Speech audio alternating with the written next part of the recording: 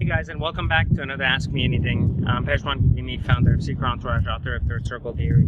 Today's question comes True Social and asks, someone asks, what is the number one reason people fail?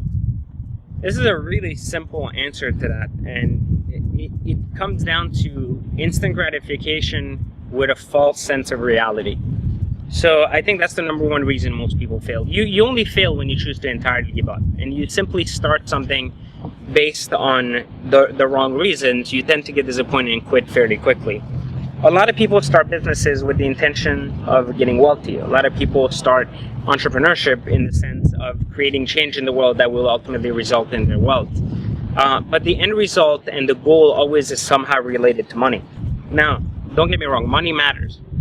Everyone should give a shit about money. It's an important part of the second circle, something we talk a lot about in Third Circle book. But, it's really important to also realize that if your goal is money and your goal is not aligned to the reality, so in other words, you start a gym and you expect yourself to be a millionaire with 70 locations within a year, then, obviously it's unlikely, right? If not, everyone would be opening a gym if they knew this was that easy.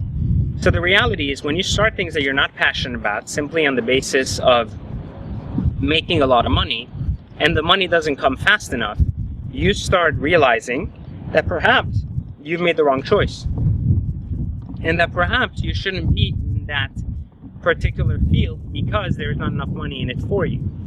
So I think the number one reason people fail is because they have this false sense of expectation in terms of the time and length of time it takes for something to succeed, and also how big or how quickly it can succeed based on the, amplified look that the media gives to success. So success always looks like it's, someone started a venture, they succeeded in 3 years, and then wow, they made it, they have all the cars of life and everything else.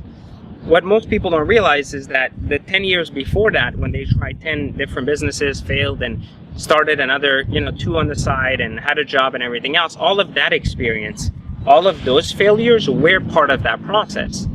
Even though they had nothing to do with that latest venture they have. All of these experiences overall together were part of the success, were part of the failures that were necessary to kind of make the person who they were in order to undertake their latest venture, which became successful faster. So I think if we look at the image of success as one business, one venture, and one time frame, we sometimes miss the bigger picture. So think of success as you have to look at it from a panoramic lens where you can see the past, the present, and really what the future holds, rather than something where you can look at it from one angle and say, this is where the person is, this is where they started this business, and this is the outcome today. This is what I want to duplicate. You can never duplicate what someone else did. All you can do is really take the best from what they've done and apply it to what you're doing.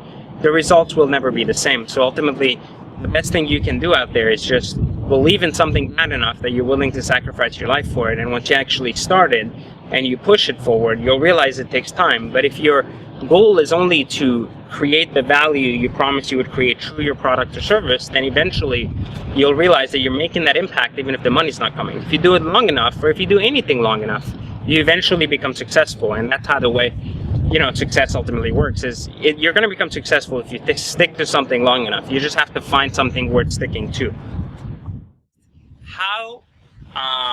How do you find a technical co-founder to help you bring your idea to life?